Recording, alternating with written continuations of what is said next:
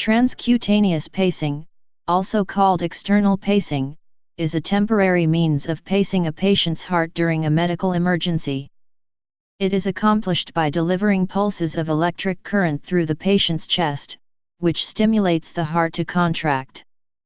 The most common indication for transcutaneous pacing is an abnormally slow heart rate. By convention, a heart rate of less than 60 beats per minute in the adult patient is called bradycardia. Not all instances of bradycardia require medical treatment. Normal heart rate varies substantially between individuals, and many athletes in particular have a relatively slow resting heart rate.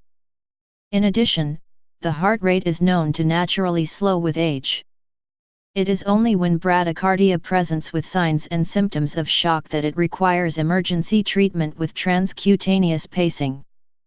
Some common causes of hemodynamically significant bradycardia include myocardial infarction, sinus node dysfunction and complete heart block.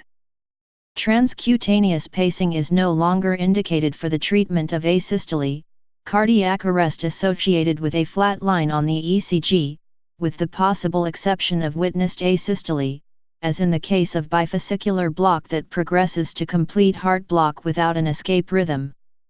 During transcutaneous pacing, pads are placed on the patient's chest, either in the anterior/lateral position or the anterior/posterior position.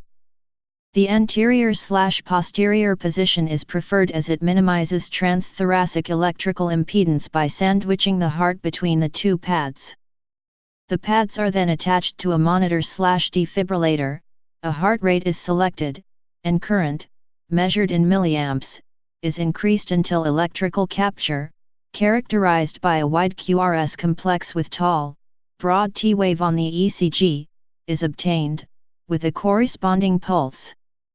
Pacing artifact on the ECG and severe muscle twitching may make this determination difficult. It is therefore advisable to use another instrument, e.g. SpO2 monitor or bedside Doppler, to confirm mechanical capture. Transcutaneous pacing may be uncomfortable for the patient. Sedation should therefore be considered. Before pacing the patient in a pre-hospital setting, sedation is recommended by administering an analgesic or an anxiolytic. Prolonged transcutaneous pacing may cause burns on the skin. According to the Zoll M Series Operator's Guide, continuous pacing of neonates can cause skin burns.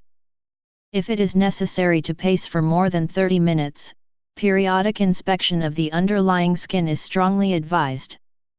It is meant to stabilize the patient until a more permanent means of pacing is achieved. Other forms of cardiac pacing are transvenous pacing, epicardial pacing, and permanent pacing with an implantable pacemaker. In addition to synchronized transcutaneous pacing offered by newer cardiac monitors/defibrillators, there is also an option for asynchronous pacing.